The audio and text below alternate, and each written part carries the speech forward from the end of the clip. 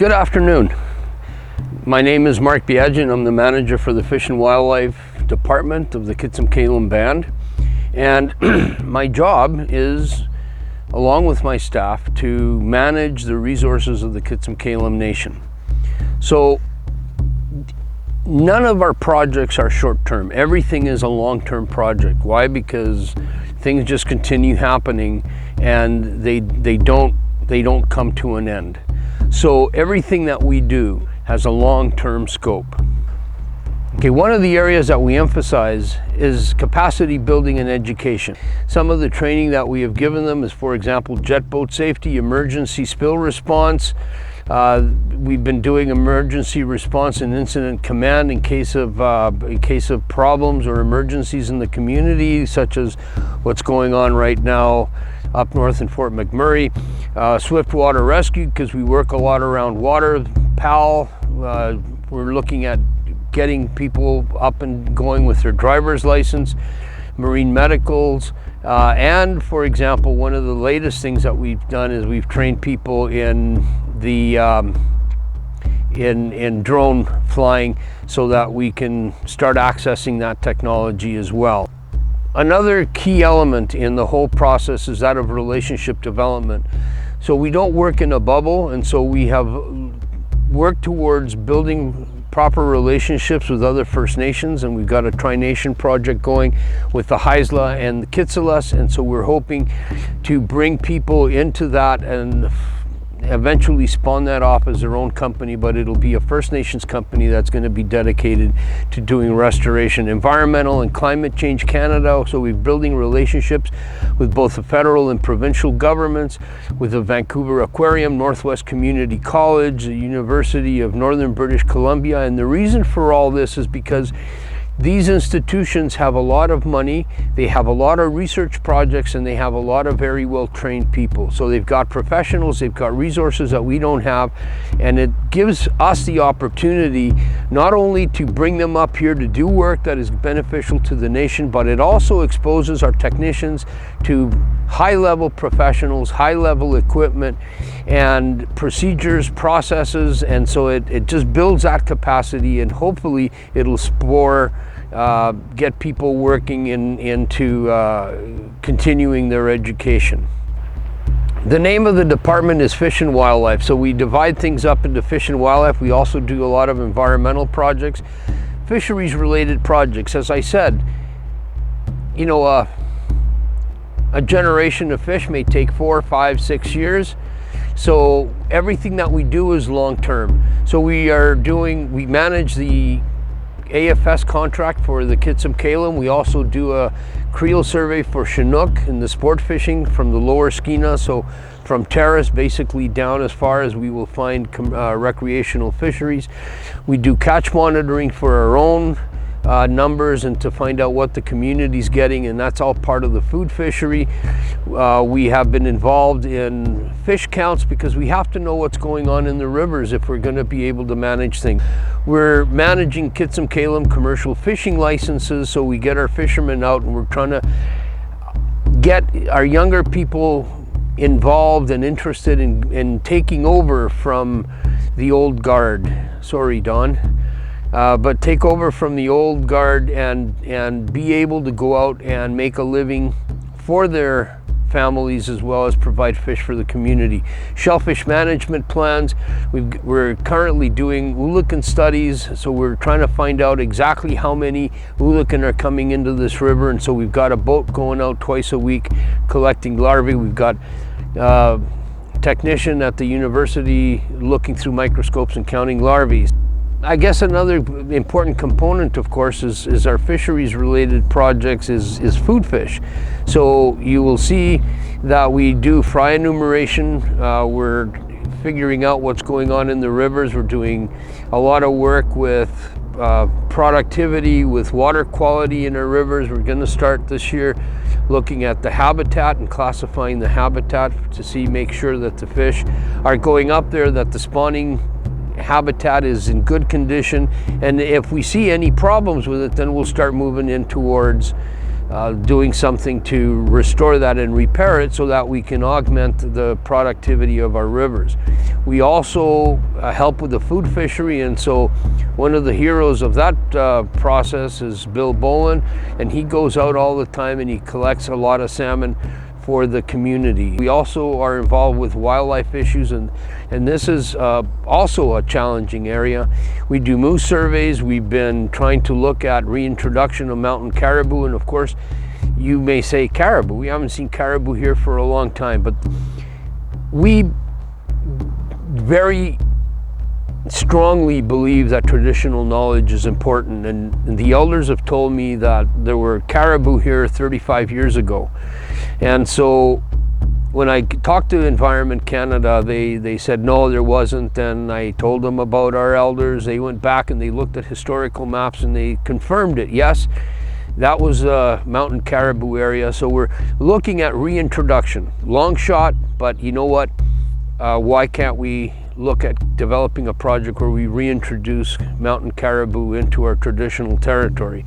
We're doing work with mountain goats. We're also looking at preventing poaching and the improper use of the resource. So we're looking at predator monitoring, predator monitoring. So we're looking at the movement of wolves and that sort of stuff to make sure that we protect the moose, the cows, the calves, because if we don't protect the cows and the calves, we're not going to have moose in the long run. And of course we have to work for future generations. There are a number of issues also related to food security, and now we have climate change, and as some of the shellfish harvesters have noted, the shells are thinning out, they're not getting the size classes. So recruitment to the beaches, i.e. the settlement of new clams and cockles, is not happening as well as it should be, or certainly not as it used to be. So we're considering aquaculture as an option to ensure food security for the community. We're looking, and right now we're trying to find funding for a gooey duck aquaculture project. Along with that, we'll have clams and cockles, and we're looking at future opportunities with abalone, sea urchin, rainbow trout, seaweed, microalgae. In fact, I was at a meeting yesterday, which would have been on the 4th, to look at going out studying and seeing how we can enhance abalone. Hopefully, within my term, we will be able to bring abalone back to the community as part of the food fish. So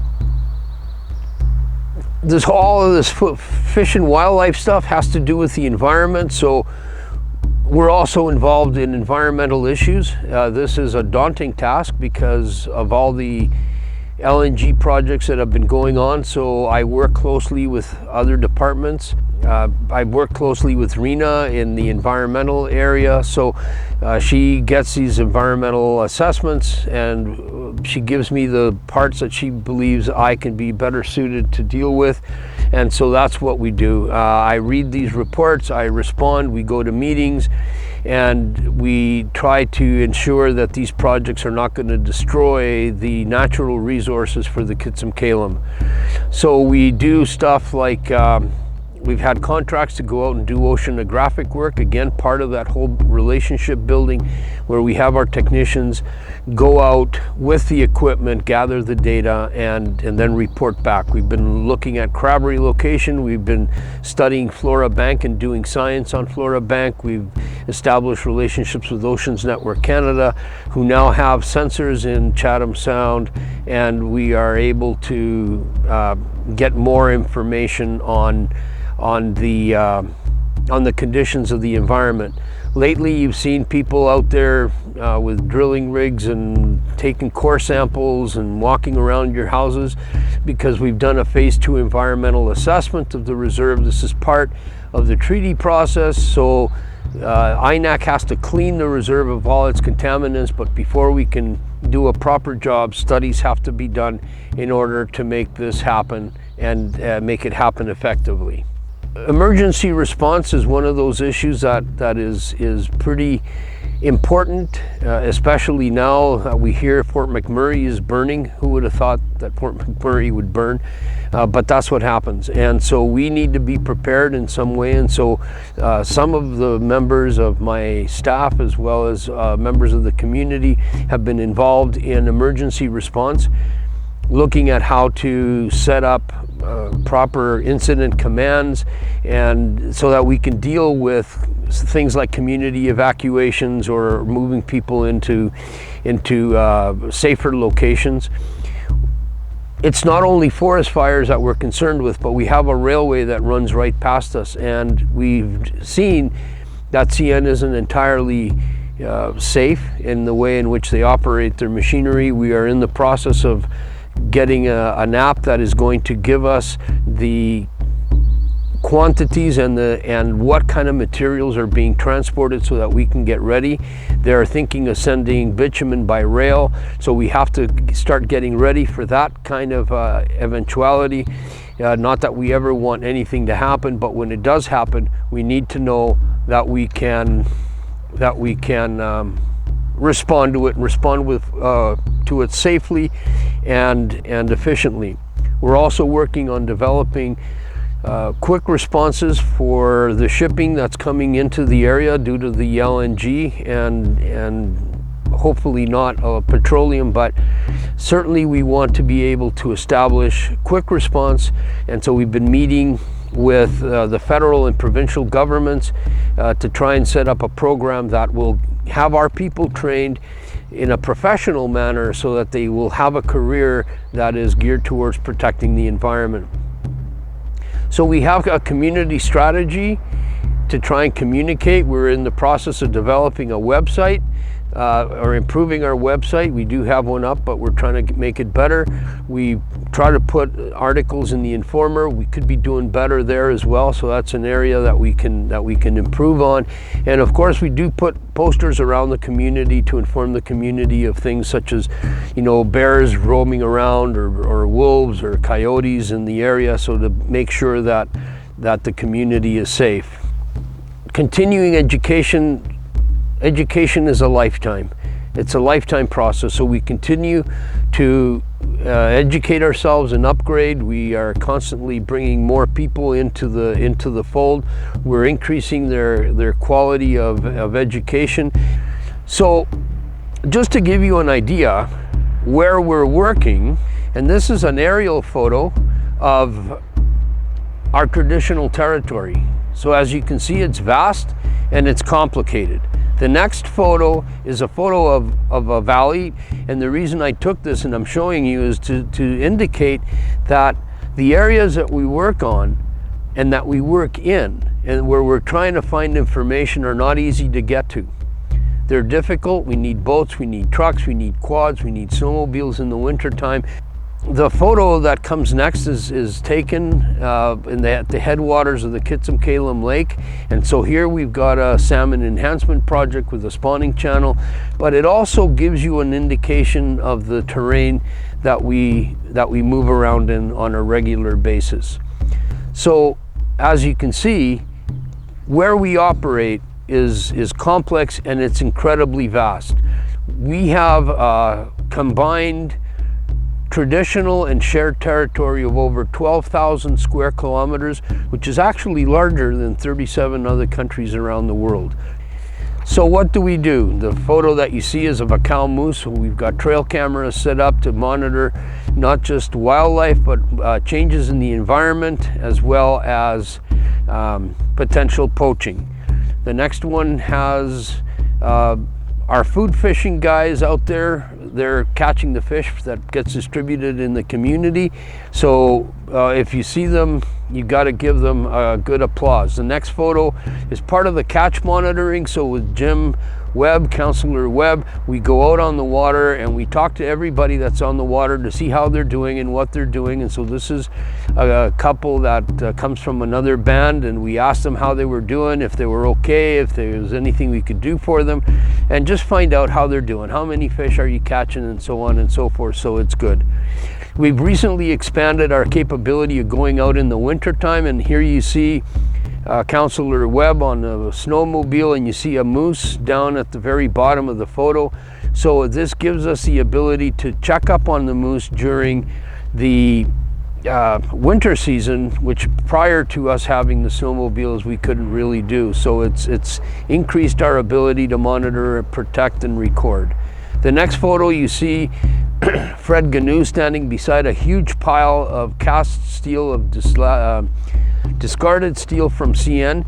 This project was spurred by comments from you. So the last time I had a community meeting, one of the members came up and said, have you seen what Ts'msyen is doing along the line? We said no, so we sent it down, and we have submitted a report to Ts'msyen that was over 127 pages long, outlining all the locations where they have contaminants, and we have requested that they fix them, that they clean up their mess, and we have submitted this list to Treaty so that they can put pressure on them from their side as well. The next photo is one of our crew boats out in, I think that's Chameleon, and so we are down there looking at the beaches, looking at ensuring that the quality of the beaches, because we have to ensure food security for our community. The next photo is an Ulican larvae. This is what they look like as soon as they hatch. This was done as part of that relationship building with the Vancouver Aquarium, and so I sent them eggs and sperm. They mixed them together in Vancouver, they hatched the larvae, and we did a little bit of a study on that, so we now have a good idea of the development of the Ulican in the eggs. The next photo is the spawning channel up at the head of the Kitsumkalum Lake, and as you can see, there's sockeye there. They're responsible for ensuring and continuing the production of sockeye coming up into Kitsumkalum Lake. The challenges that we're facing, the biggest challenge right now is climate change, and it's something that we are not going to stop. It's going to hit us, and we have to adapt. Much like people thousands of years ago had to adapt to the changing climates when glaciers were melting and the climate was changing and things were happening, we have to adapt to the changes that are occurring today. Back then, changes occurred over thousands of years. Things are changing now at a scale of hundreds of years, and so we are right now witnessing and we are being affected by climate change. So we have to look at studying what's going on and what these effects are in order to be prepared and to start doing something to try and mitigate whatever it is we're doing. So we're looking at watershed water quality issues, and we're going to be working on groundwater. We've got rivers, lakes, wetlands. We've got major projects in the area like oil and gas, and we have to know what we've got right now in order to make things happen.